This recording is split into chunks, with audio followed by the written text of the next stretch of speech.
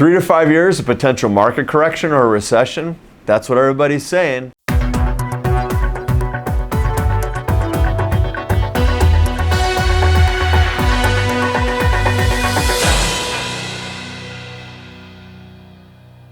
Recently, Bankrate.com published a survey that was with money managers and top economists who actually said over the next year they're still relatively bullish on the rest of the year. They say corporate earnings should still be pretty strong. They say that interest rates are still really low. A lot of companies still have cash. So many of the bigger things are in place for the market to go higher. Unfortunately, some of the other things that we want to watch is this real craziness going on with the trade war right now between the United States and China. The market is just sitting on pins and needles. It seems like up 200 points, down 300 points based on what Trump says about the tariffs or what Japan does to devalue their currency. It's going back and forth. So if you're not watching that and paying attention to that, it certainly can have an effect on your portfolio.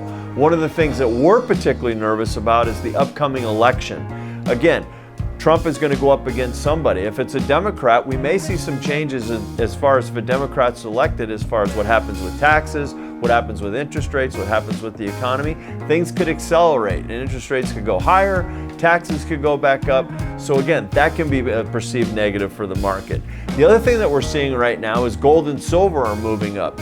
Gold usually moves up in a couple of different reasons. When interest rates are low, it's cheaper to produce gold, so gold becomes more attractive. Secondly, gold is seen as a hard asset, something that's tangible, people can touch and feel. And in times of uncertainty, people want to have hard assets. So gold, again, can be very attractive.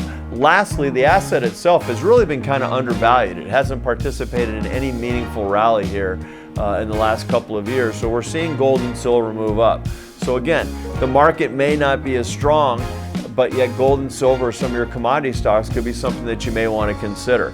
If we're in a low interest rate environment and corporate earnings are still doing well, I think the market's going to do well. But any person knows that history ultimately plays itself out over and over again, and a recession's going to happen.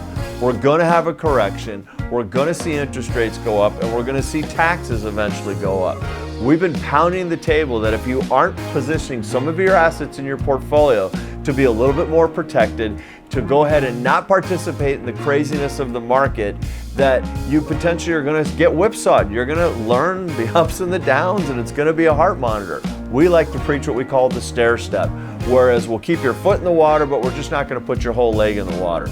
So having some assets in that type of basket allows you to know that you are still getting some growth, but you're not rolling the dice to get that growth by hoping that the market doesn't turn around and drop 800-900 points on you. Especially yesterday, I'm reminded of meeting a retiree who was 70 years old. The woman had all the money in the world to cover her expenses. Her house was paid off. She had a pension. She had Social Security. And she turns to me and says, I think I want to have about 20% of my assets in the stock market. And this is a 70-year-old lady who's retired, and I say, why? And she said, because it just seems like the thing to do.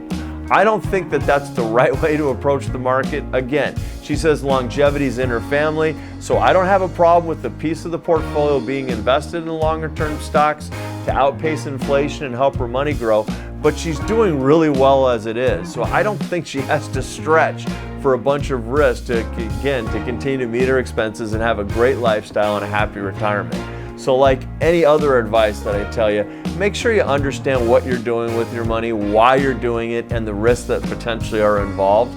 So I thank you for listening again today. This has been From the Desk of Pat Moran.